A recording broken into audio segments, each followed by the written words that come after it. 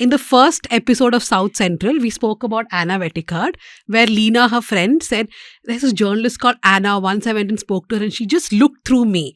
That was South Central's introduction to Anna Vetikard. So, Anna, do not look through Lena this time. When we go to the discussion, which is regarding an article, this is our second topic of the day. It's an article which Anna has written in Article 14. It's a website that you should check out if you haven't already. It's about the official and unofficial censorship of movies in the Modi era. Now, it's a really long article. Anna investigated it for 11 months. In fact, just before that, she wrote a story for the News Minute and News Laundry also, where she spoke about the few people who are actually going against this grain of censorship and of, Hindutvaization of our movies. Anna, you start your story with this Tamil movie maker, Arun Karthik, whose movie Nasir has just disappeared. That's what you're saying, that it never reached the theaters or OTT. Can you explain what happened to Nasir and a little bit of your story? Yes. So, I had over the years, in the past 10 years especially, I've been having conversations with directors, producers, writers, and I began to realize that there is such an atmosphere of fear in all film industries in this country, but also that within the Hindi film industry, there is a capitulation, unlike in several of India's other film industries, where you have many, many more people pushing back. So I wanted to investigate what is going on over here and found that in fact there was far more the ridiculous levels of censorship to which one is seeing, especially in the Hindi film industry. It's really bizarre. I've given a lot of examples in the article. So the article is about how right now in India there are multiple tiers of censorship. It is not just the CBFC. Now we get to see some occasions when one or two high-profile films are attacked by the right wing, and then like the Tamil film Annapurni was taken down from Netflix, and so on and so forth.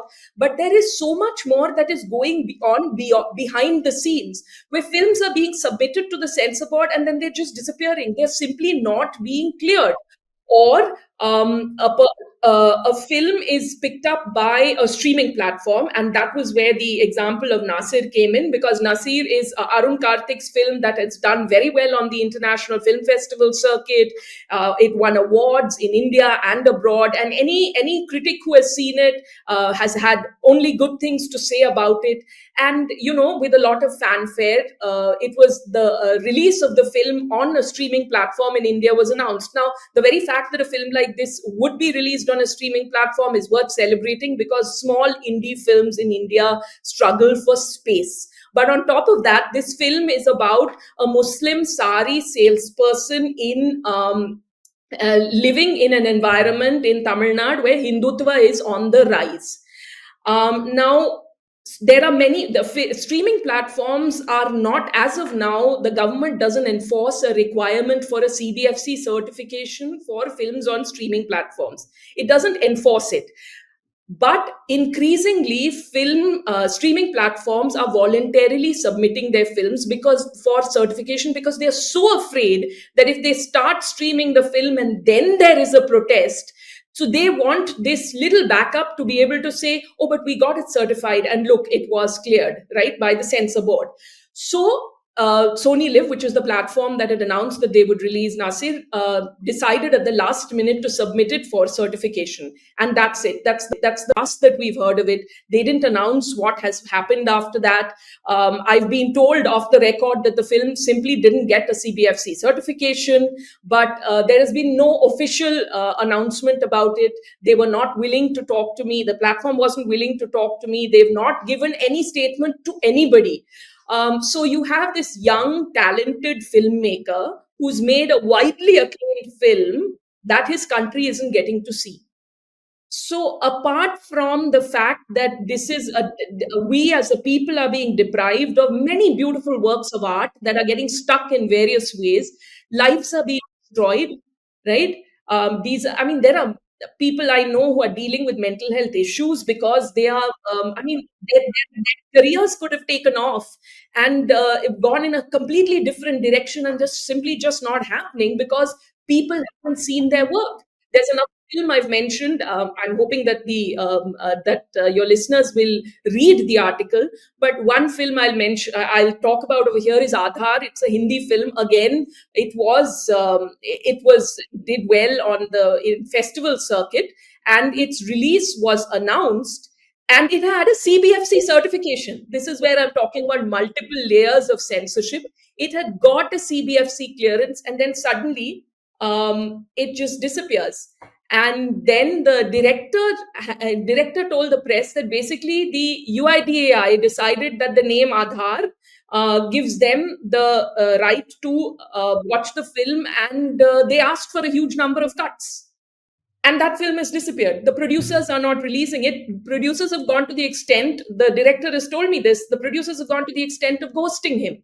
So, right now, when you're a filmmaker in India, you're dealing with firstly producers, streaming platforms, directors, writers, everyone is wary. So, there's the industry wariness. Then you get to the CBFC.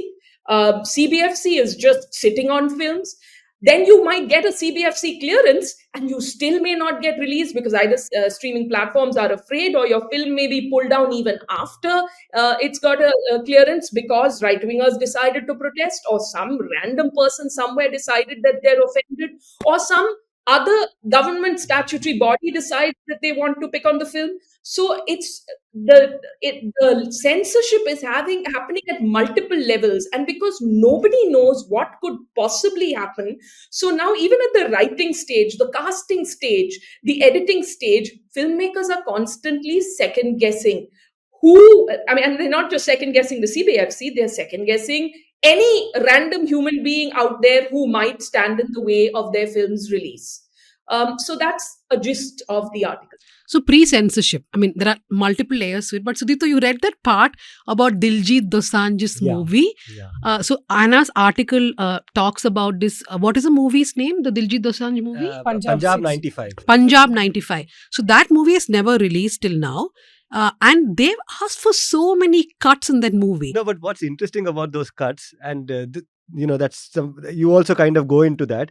So the cuts also were to do with Indira Gandhi, and it was a little. I mean, the moment we got that doubt, she answers why, and I think Anna should answer why the cuts that were asked included cuts about Indira Gandhi. Do not mention Indira. Yeah, do not mention Indira Gandhi and all that. And of course, in a film about Punjab, about militancy, at one of the cuts they had asked for is that you shouldn't mention Punjab itself. Right. We'll and just say all it's that. Kerala or something. Kerala or something. But Anna, do you want to talk about that particular Indira Gandhi section so that?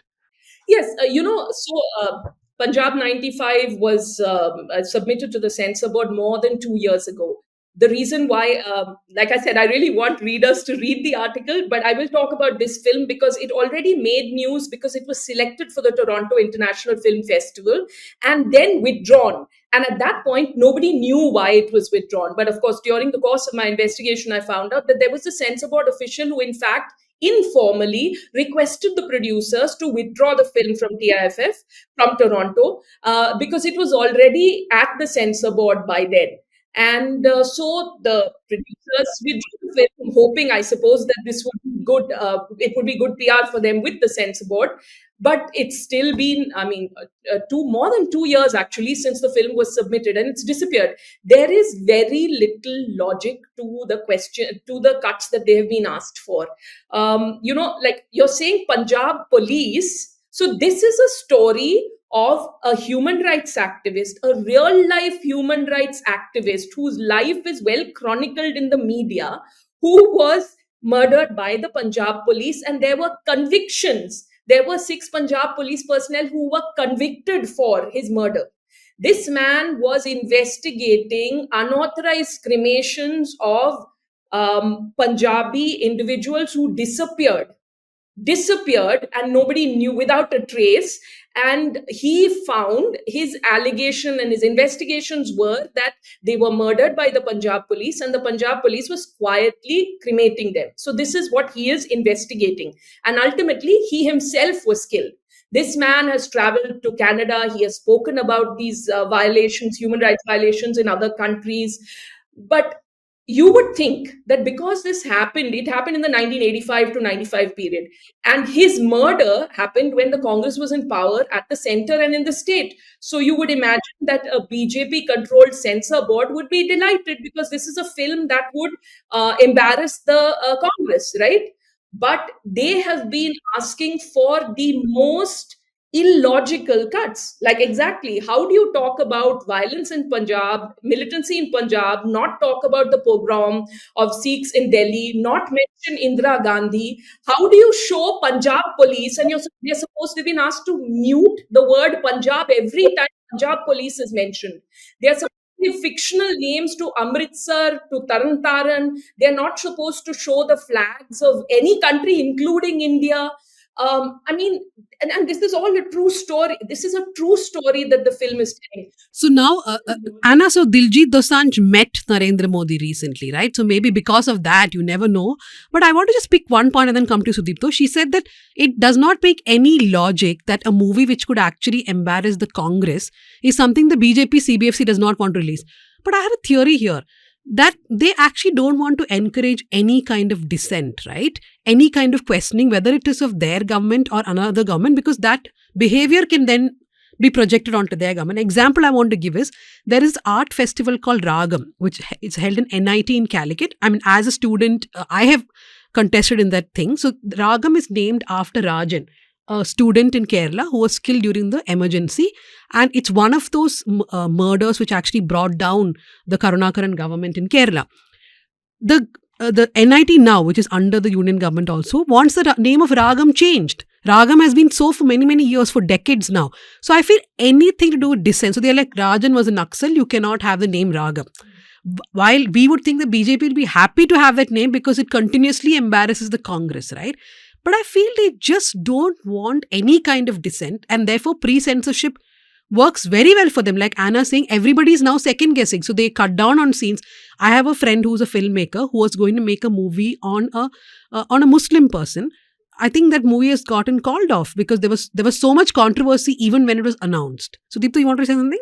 No, just the thing that in addition to this, I think there's also some ideological considerations over here, and that Anna's article refers to that, which is that the present relations of the BJP with the Sikh community, and the developments that have happened in Canada, and those things are, I suppose, a reason for them to now, in a way, even defend some of what Indira Gandhi did, and for that matter, I mean, a lot of what Indira Gandhi did has been a kind of a template for this government. She ran it officially. These people are running an unofficial emergency. Speaking of Indira Gandhi, just as a kind of a side note, Indira Gandhi's time was also known for a lot of censorship of films, and one of the films she censored was Ritwik Ghatak's Amar Lenin.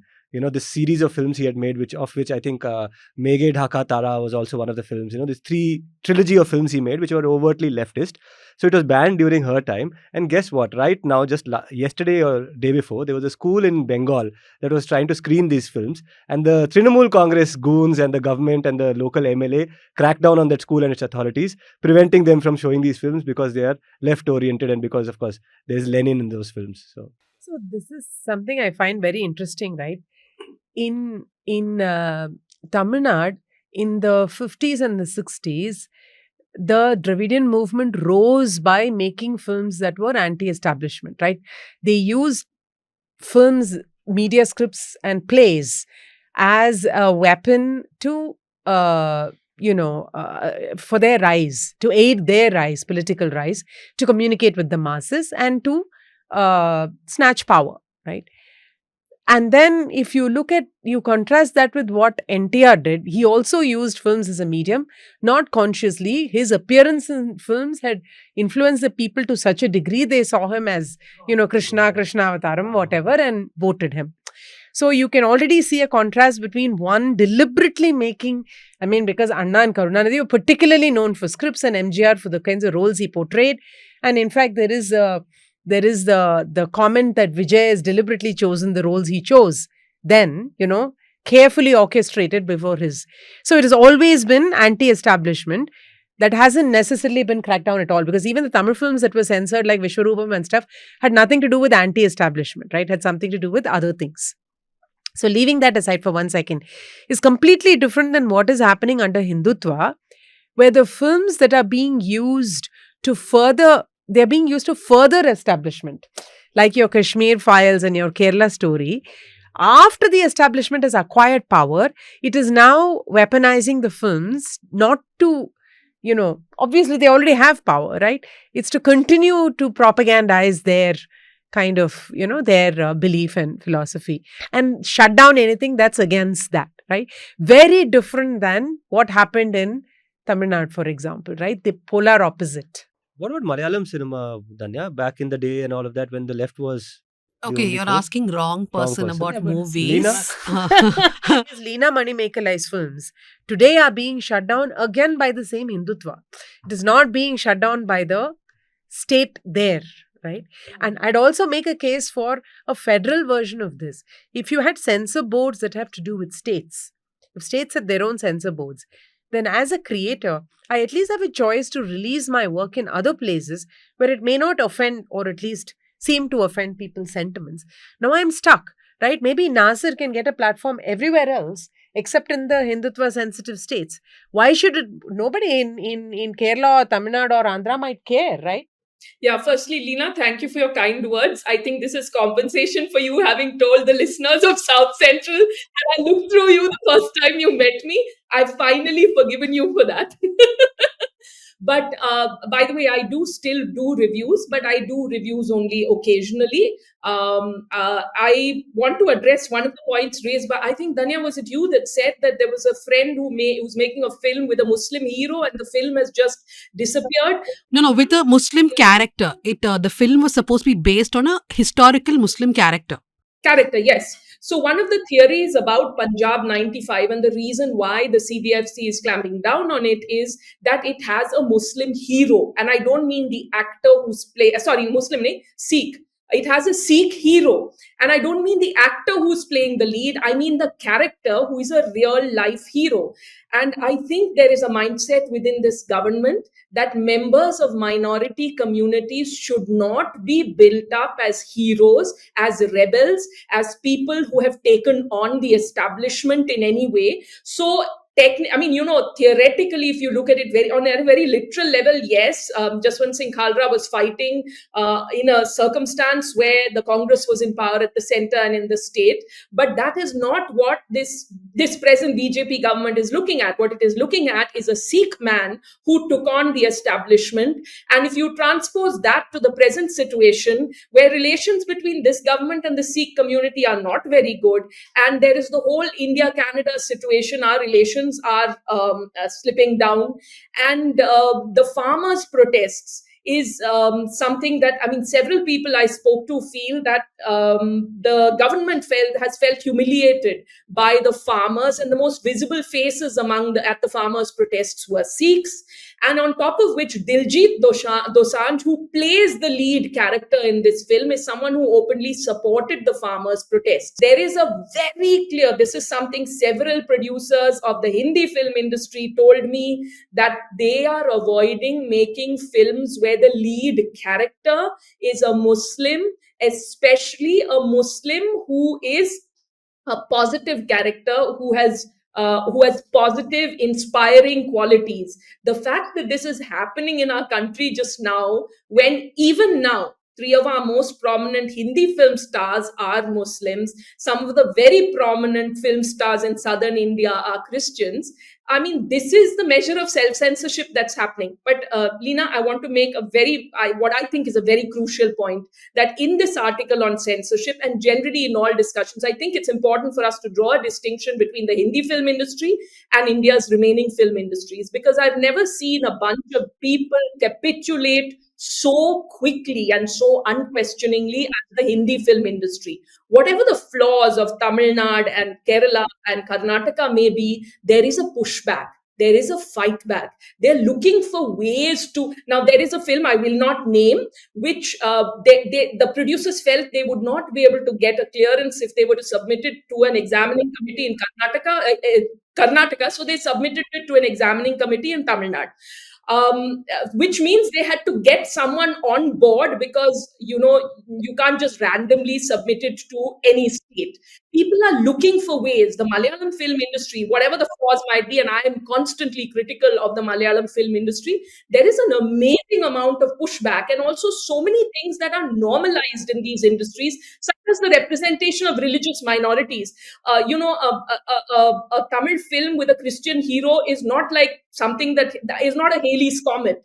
A Malayalam film with a Muslim hero is not a Halley's Comet. So these are things that were already established in these industries and normalized. So they are continuing to do these things, whereas the Hindi film industry wasn't doing these things even in the best of times, and now they're pulling back even further.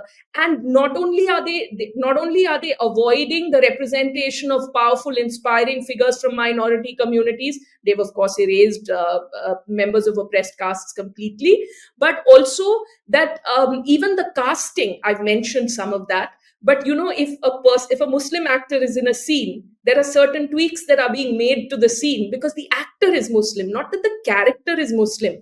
It's heartbreaking, but it's a story that needs to be told so that people realize at the number of levels at which this is taking place. The Hindi film industry has a very long history of being opted into the nation building project. Like, all of Bollywood actors, they were close with the Nehruvian project of how India should be developed, and the movies of that era really showed that. So this hobnobbing with the powerful and the government forces, and I think that is built into the DNA of the Bollywood and how it operates. And so when Narendra Modi invites over, they all put on their best clothes and go for photo ops without thinking of what it is doing, that kind of power is doing to their industry and creativity. I dare say that as an exception or as an opposite, polar opposite to what Bollywood represents, you only have the Tamil and the Malayalam. You cannot say South Indian cinema. If you look at Kannada cinema's history, if you look at Telugu cinema's history, I mean, these are industries. Telugu has had a lot of movies on Naxalism. That way, Hindi also you will find Kannada some movies also. here and Incredible movies. Yeah, I mean, but the older, the 80s, 70s generation of movies. so also you will find in Hindi, you will find some Garam Hawa somewhere, you will find some other films. Is Garam Hawa a movie or you're just Garam saying? Hawa is a Okay. film, it's not just. Rajamouli's films, for instance, are very much, pandering to the Hindutva project, where you take a person who is from an oppressed community in RRR, and he is in real life, from whatever accounts one has read of him, one has read that he was a very feisty rights advocate, and here you're showing him as being worshipful towards the Ramcharan character, who in real life was also an activist. And I'm not saying allies should not be represented, but this twisting of stories. So yes, I must make another distinction. So Malayalam, Tamil, definitely they stand out in their resistance, but Hindi cinema, independent cinema that is not being made by big studios, and some of that is Kannada Indies. Pedro, which is one of the films that I've mentioned in the article, is a Kannada Indie which was not allowed to be shown at the Bangalore International Film Festival because what? I mean, there was no specific reason beyond one of the supporters of the BJP, who was among the organizers, said it is a quote-unquote religiously sensitive topic. But it was the film got a sensible clearance. So it's like there's no place at which you'll say, oh, okay, I'm through now. Because even once your film is in theaters and even once it has gotten to an OTT, you're not sure whether it might be pulled down. But Sudipto, you were saying something. Just the point that, in the making of cinema, in anything creative, literature and all of these things, ideology and how that plays a role in creating a conducive atmosphere. So you're talking about a Kerala in which communist movements are very strong. You're talking about Tamil Nadu, where the Dravidian movement was there.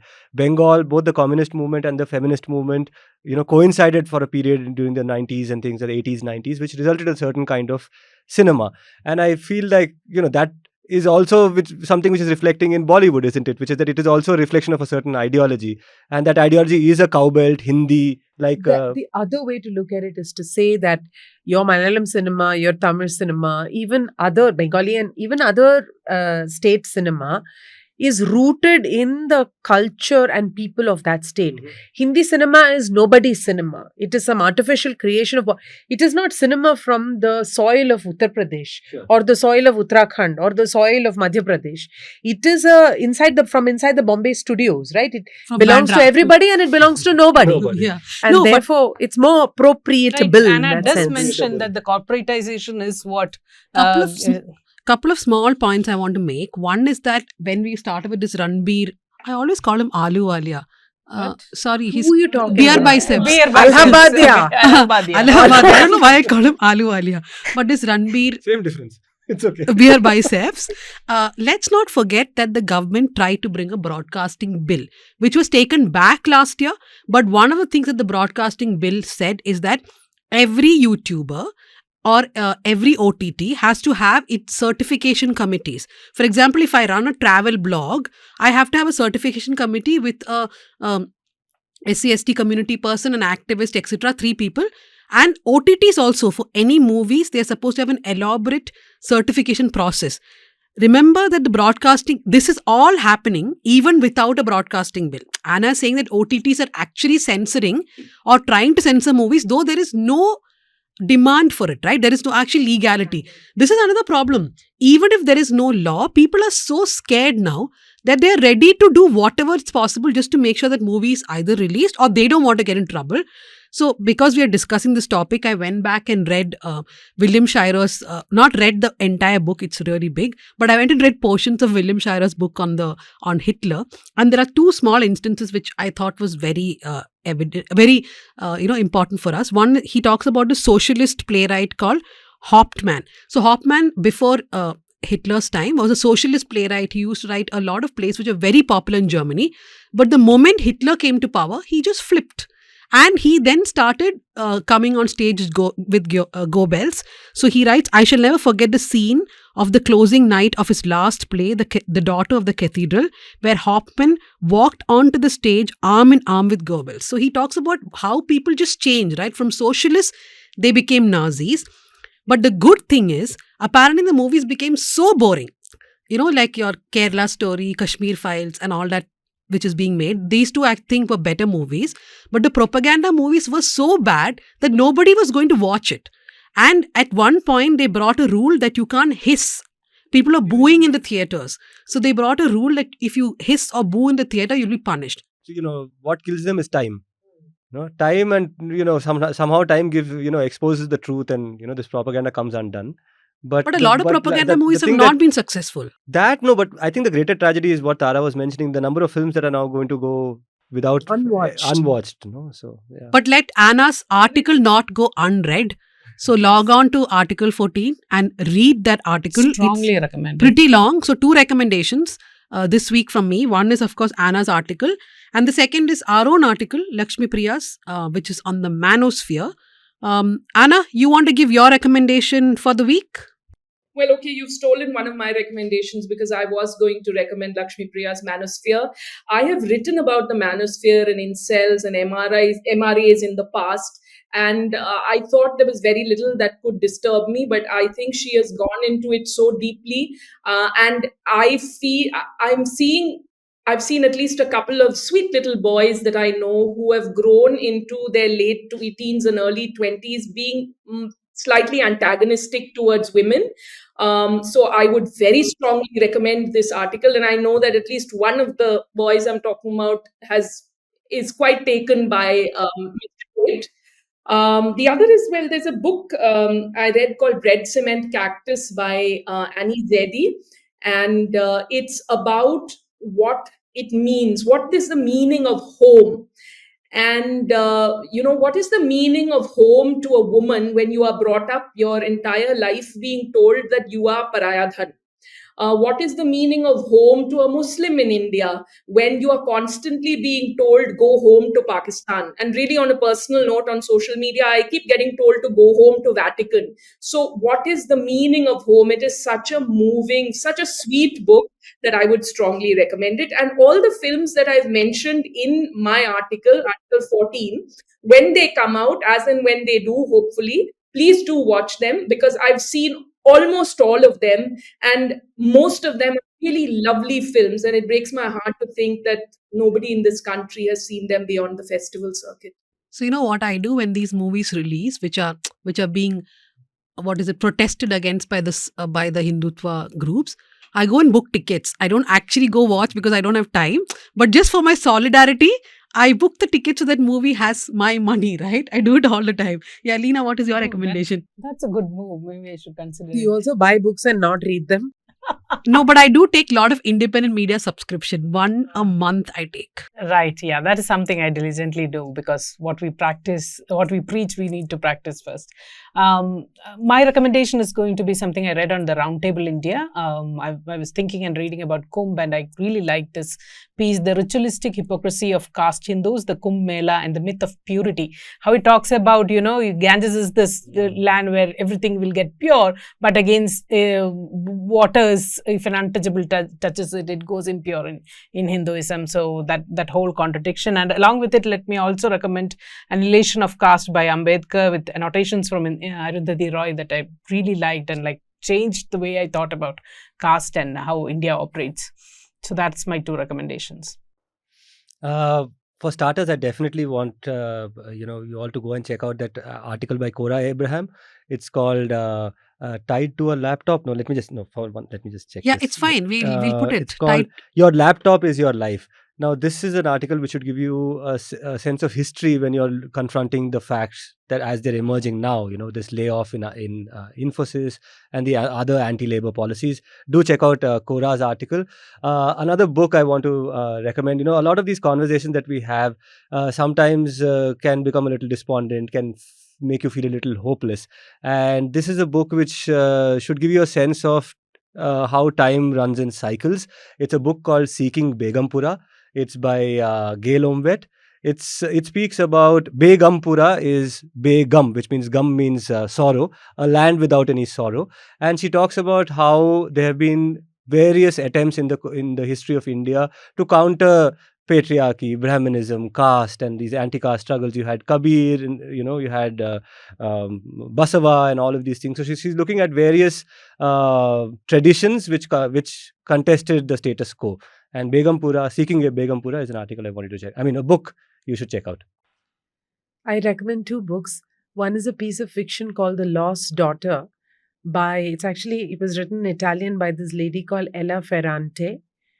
And the English translation is available. It was also made into a movie, which I realized only now as I was trying to Google the author's name. But it's, I actually highly recommend, it says Lost Daughter, but it's a disturbing, unsettling about being a mum. But I'd actually recommend that not only that women read it, but men read it, because it's about mentally what you go through. It's not about the birthing process or anything. It's just leading life when you are somehow expected to be a mother in this world. It's like the Great Indian Kitchen type of thing, but nothing to do with that. I can write a book on that. We can all write books on that, tomes on that. Yeah. But it's beautifully done, because it's not the very Indian sort of overt way of doing it, right? Okay, and then I recommend the piece of nonfiction, The Politics of Poverty Reduction, by James Manner and others. So it's a series of essays about a set of welfare policies that came out between 2004 and 14 during the UPA years. So includes MNREGA and all of those policies. It's interesting now, because policies take a decade to kind of bear fruit. It's interesting now to look at them in retrospect and see, what happened. How did such remarkable policies actually come about? Because many of them had a lot of opposition, right? Both within the government at that point, from bureaucracy, from even the judiciary. And yet they made it. And then, some of them we take for granted today because they've existed for so long now. So it's totally worth. And James Manner is just this incredibly amazing guy, right? Who's done so much of policy work in India and in South India. So, okay, so all the recommendations are over. The episode is coming to a close. For all those who are watching, listening to us, please remember we are celebrating our 11th birthday, and you can take a subscription and gift a subscription.